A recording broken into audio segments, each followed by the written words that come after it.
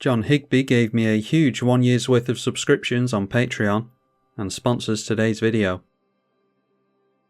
Will Scion of Peace versus Alela, and we can get down a turn 1 commander.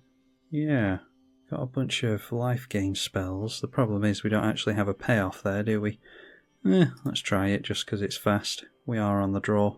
Our opponent's starting things off with a tap land and is a friend of the channel, by the way, so shout out to this guy. Alright, so drawing into a big X spell would be good. A Ganjo isn't the worst either. Yeah, so get down the Ganjo, the Jeweled Lotus, and we can just go for our commander, I think. And then we can go for the Chrome Mox as well, because getting down the Martyr of Sands isn't necessary, but it saves us a mana next turn. And we'll put underneath that the Rest for the Weary, because by the time we cast this we can't guarantee a land drop. You can gain 8 life with that, but 5 from the White Sun's Passage should be fine. So that allows us into Martyr of Sands, and we can make 6 life with that. Like I keep saying, we need a payoff now. A Mox Opal is not switched on thanks to a lack of Metalcraft. Making triple black off the back of the Dark Ritual though. Takes our opponent into a Guild Globe. So they drew a card off that and then they can sacrifice it to add 2 mana of different colours, so that might help fix their colours. But yeah, not doing too well on the mana front so far. Alright, so it's a Darker Wastes. Yeah, I suppose we might as well just get down the Pristine Talisman here. This only reduces the cost of coloured spells, white and blue spells, so yeah, Pristine Talisman can just be some incremental life gain for us, but not doing anything until we get into a big X spell or an extra turn card, something like that. We'll just turn into the red zone and deal 3. Alright, Urza's Saga should be able to help fix some mana. Does take a few turns to get going though. Our opponent's obviously casting artifacts without the Alela being in play, unfortunately. Alright, just a City of Brass, so we're still making lands, but not doing too much. Just Lightning Bolt our opponent again, going way too slow here compared to how fast this deck can go. Alright, getting into Ajani, Strength of the Pride, so yeah, not going to crack the Martyr of Sands here, but we can go for Pristine Talisman. Actually, we won't do that now. We'll swing him first because the Will does have Vigilance. Not sure if they can get an artifact down at instant speed. Yeah, for the sake of 2 commander damage, it probably isn't worth it actually, so tap down the Pristine Talisman during the second main, gains us a life, and then we might as well tap down the Will, making our spells cost 1 less. And that means that we can go for Ajani, Strength of the Pride.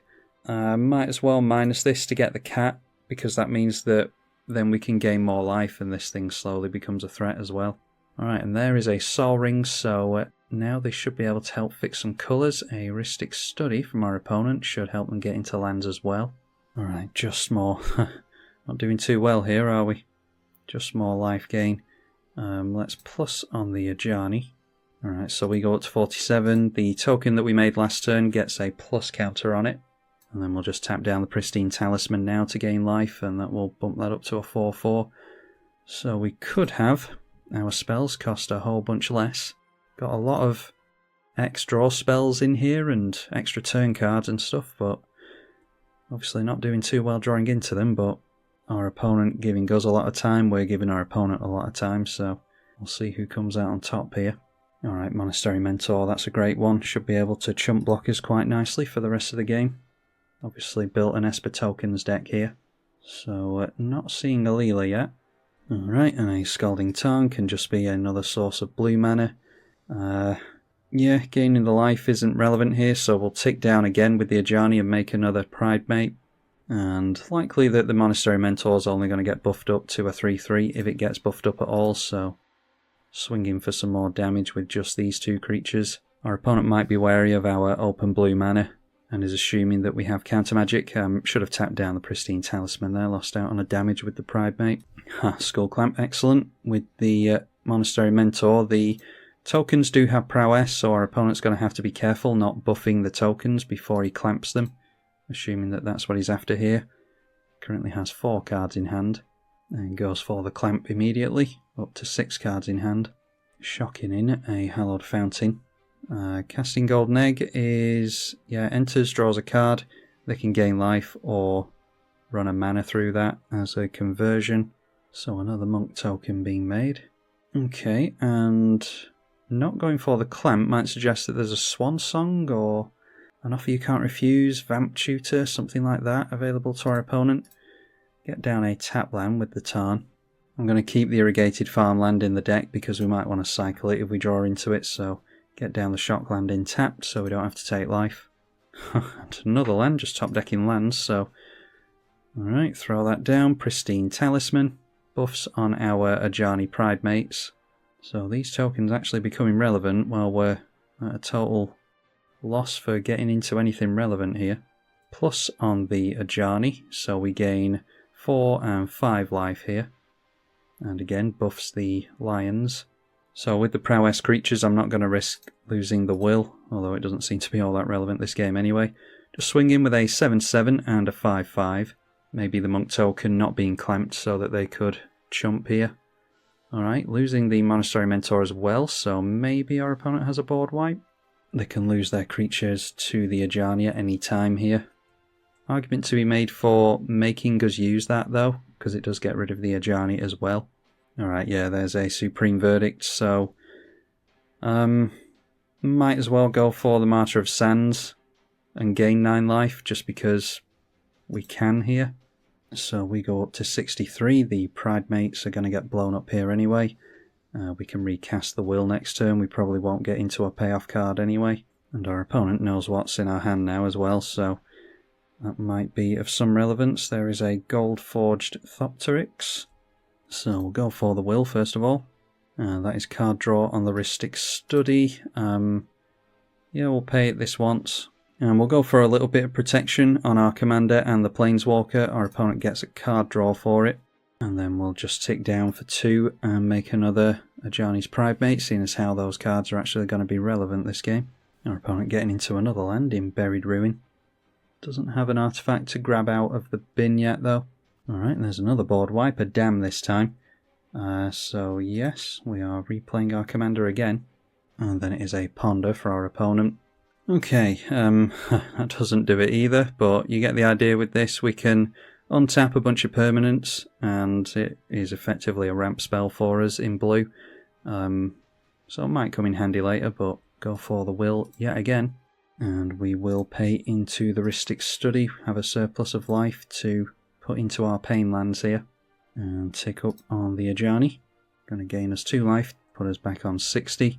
Another land now, Misty Rainforest. 5 cards in our opponent's hand. And finally, seeing the Alela, Artful Provocateur. Yeah, does still have some mana off the rocks in order to play some stuff here. So there's a Bitter Blossom, going to see some fairy shenanigans. Wonder if he's got any of the new Eldraine fairies in here. Not really looking to attack in this deck, in all honesty, so not too worried about a Death Toucher being in the way, but we do have the Ajani to worry about now, so yeah, maybe just have to try and buy ourselves some time and make use of the hard casting of a Reality Spasm. Play out the Talisman of Progress, and we will... do we have double blue there? We'll just pay into the Rhystic Study with the Gunjo. Tick up on Ajani again. And we could do some stuff to our opponent here. Could gain 4 life here, 5 life here, and then pay into the Rhystic Study, then double blue, and pay into the Rhystic Study. That would be 5 into the Reality Spasm after we tap down the will. So 1, 2, 3, 4, getting rid of some coloured mana. I don't think it's really worth it, losing a life gain spell for that. Our opponent may well have counter magic, but if he does, then so be it. We've lost our chance to get rid of the Alela. A Strionic Resonator is going to double up the amount of fairies being made, and it is an artifact, so makes another fairy. Could make a copy of the triggered ability on the Rhystic Study as well. Skull Clamp going on one of the fairies, and then it is a Phyrexian Arena making another fairy. Our opponent's going to have to start gaining life if he's not careful. Does have lifelink on the Alela, it's only 2 power on that though. Could buff it up by 1 with the Skull Clamp. Alright, so we'll go through to the beginning of combat. We can tap down the Hallowed Fountain and a couple of tokens here, I suppose, or a couple of creatures. So that is blue, blue, 3, and then 1 into the Rhystic Study should be fine. So yeah, Reality Spasm targeting those 3 permanents, making them tap their coloured mana there, which don't know if it will be relevant or not. They're going to correctly make us draw into or pay into the Rhystic Study first. And then this seems to be resolving, so might be safe to assume that they don't have, I don't know, an Offer You Can't Refuse, Swan Song, something like that. Maybe would have used Swords there if they had it, playing a Mana Confluence after the fact, so maybe holding that up during our turn. A payoff, please. Just more life gain, Union of the Third Path. We do draw a card with that at least. So I'm just going to go for hard casting that. Rhystic Study we will pay into with the Pristine Talisman, which obviously gains us a life, and will hopefully be relevant at some point. Okay, a Charming Prince. Yeah, I suppose I'll just go for the Scry on that. See if we're anywhere close to doing anything relevant at all. Pay into the Rhystic Study again. This is supposed to be in here for the life gain, but apparently we can use it for its Scry if we're desperate. Alright, Steel of the Godhead, I don't think... Well, it could be relevant because our opponent's on a low life total, but I'll scry both of these to the bottom and try and get the deck to do what it's actually designed to do. So yeah, we'll finally go for the board wipe on the Ajani. I'm pushing my luck here, leaving it around so long. So minus down on that, and that exiles all of our opponent's stuff. We'll turn in sideways, or well, we'll stay upright with the will actually, but go into the red zone and deal 2 more commander damage. Probably should have done the Ajani way before then, left our opponent with the Skull Clamp for way too long, but our opponent's got additional card draw anyway, loses 2 life a turn to the black enchantments, so maybe that Steel of the Godhead would have been more relevant than we thought it was going to be. Puts our opponent on a 3-turn clock if we buff the will up to a 4-powered creature that's unblockable. Alright, Demonic Tutor could just be more removal. Problem is they could have just tutored into a counterspell there, so even if we do get into something straight off the top finally, by turn 12 it's just going to get countered perhaps. Okay, but it's just a Sol Ring anyway, so yeah, our opponent knows what's in our hands, so we'll leave it in hand for now. Don't particularly need a Sol Ring in play. Attacking with both of our creatures, they can chump block and take 2. And those black permanents are going to be more and more relevant. Deciding to let commander damage through, which shouldn't be relevant in all fairness. So our opponent going down to 7 at the beginning of the turn, getting another fairy into play. Okay, and is it a Thorical combo? I do hope not. The ability goes on the stack, our opponent's just tutored, so yeah, we might be seeing the combo here. And yep, CEDH combo in Tainted Pact, so I'm sure you all know, but you exile your whole library, then let this resolve and win, so yeah, that's a shame, but we'll play another one and see if we can actually get this deck to operate the way it's supposed to. Will versus Omnath this time with a 3-land and some means of life gain. That's actually reasonably promising, we just can't get our commander down very quickly unfortunately. Our opponent goes for a turn 1 expedition map, does not have any colours yet, so hopefully that will put him a turn behind. We draw into another payoff card in Stroke of Genius. Right, another colourless land in the, what is it called, Thespian stage. Our opponent's searching for a land with the expedition map is a command tower, which will no doubt come down next turn. We get a means of blowing up an enchantment or artifact and gaining life. Go for the Flooded Strand and pass. An Achromatic Lantern, that is well worth blowing up with the board being where it is now. So get a tap land out. Right, and there's a Darker Waste, so I'll get that down so that we don't have to take life. And gaining life here doesn't really do anything for us, but messing up our opponent's colours definitely does. Alright, so playing out a Tiger. Still a couple of colours away from the Omnath. And there is Azusa. So now a Mountain needs 1 more colour piece to be able to get down Omnath next turn. Only 2 cards in hand though. And there's a Nature's Law, 1 card in hand. Sure he wanted to do all this into his commander. So there we see Finale of Revelation. Go for the City of Brass and we'll get down our commander. I'm reasonably hopeful that we'll be able to keep that in play until next turn. Alright, and one of the cards they have is a Fabled Passage, so playing that into the Omnath will get them landfall at least twice. I think they made landfall off the Ketria Triome as well. landfall again with the Sakura Tribe Elder. Having the Thespian stage become a copy of the command tower to further fix the colours, and remaining at 1 card in hand. Obviously got down the Omnath this turn. Alright, that is a deserted beach, so throw that down. That might actually be relevant that we've just got into that. So if we gain 5 life with the White Sun's Passage, then tap this, we can go for the Nexus of Fate and Stroke of Genius to draw some cards. Yeah, let's do that. So White Sun's Passage gains us 5 life, tap down our commander. Our spells will cost 5 generic less to cast, which means it's a 2 mana Nexus of Fate. And that is obviously going to be an extra turn for us. And then we'll go for blue mana, losing a life to the City of Brass, but we'll go for a Stroke of Genius, drawing X cards. So we have to put 2 into the generic, and then it's 3 into X, so drawing 3 cards for 1 mana. And there is an Aetherflux Reservoir and Temporal Manipulation.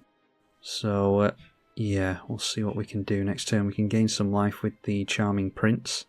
Mithril Coat, I don't think really helps us here, so it's an island we also drew into. So let's go for the Charming Prince to gain that 3 life. And that means that it's a Temporal Manipulation again. So double blue for an extra turn. And we'll go for 3 cards on the finale of Revelation as well. Alright, and that gets us into more life gain in Chatplane's Blessing and the Illusionist's Grandeur, so should be able to do it with the Aetherflux Reservoir next turn, I think. Alright, a Talisman of Progress as well. Drop a land, play the Reservoir, gain 5 life with the Chatplane's Blessing. We'll gain life from the Aetherflux Reservoir as well for every spell that we cast. Sakura Tribe Elder is going to be sacrificed. That gained our opponent some life, but it's not enough unfortunately. So tap down the commander. And yeah, our opponent scoops. I was just going to push the point across there. We play this for 1 mana, and that is 20 life. And that puts us on 75. So then we've definitely got a surplus of life enough to point at our opponent. And it's 50 life and 50 damage to the Omnath. So that's the type of thing that we want to be doing against our opponents. Extra turns and drawing X cards and all the rest of it. Yeah, that was about as perfect a game as we could hope for, I think, to show off Will, Scion of Peace. So if you enjoyed it, then be sure to let me know. And thank you to the patrons for supporting the channel as well. I'm tribalkai. Thank you for watching.